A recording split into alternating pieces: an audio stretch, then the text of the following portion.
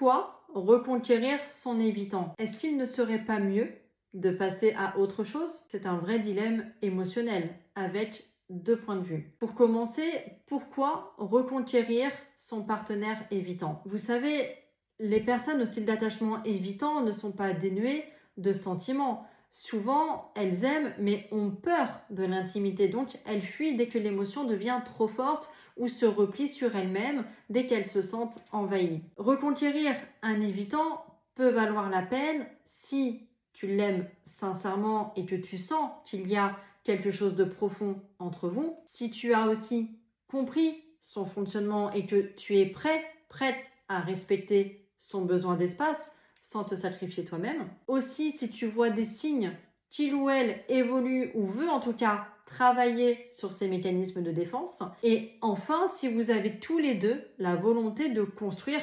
autrement votre relation. L'amour seul ne suffit pas. Reconquérir un évitant demande de la patience, de la clarté émotionnelle et surtout des limites solides. Du coup, pourquoi est-ce qu'il vaut mieux parfois laisser tomber et passer à autre chose? Malheureusement, le style évitant peut devenir destructeur pour quelqu'un de plus anxieux ou émotionnellement disponible. Il vaut mieux à ce moment-là tourner la page si tu te sens constamment rejeté ou en insécurité. Tu ne peux pas rester dans le mal. Si tu fais tout le travail émotionnel pendant que l'autre se ferme.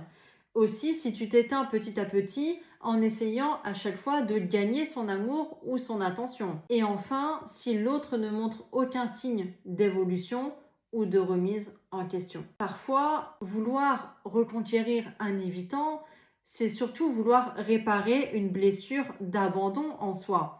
Et dans ce cas, la vraie reconquête, c'est celle de toi-même. Donc, pour résumer, reconquérir un évitant, oui, s'il y a de l'amour réel et réciproque, si il ou elle montre des efforts et de la conscience, si tu comprends ces mécanismes sans t'oublier, et enfin, si vous pouvez évoluer ensemble. Tournez la page à ce moment-là, si tu souffres plus que tu ne souris, si tu fais tout et l'autre rien, si tu t'oublies complètement pour l'attirer, et enfin, si c'est toujours les mêmes schémas.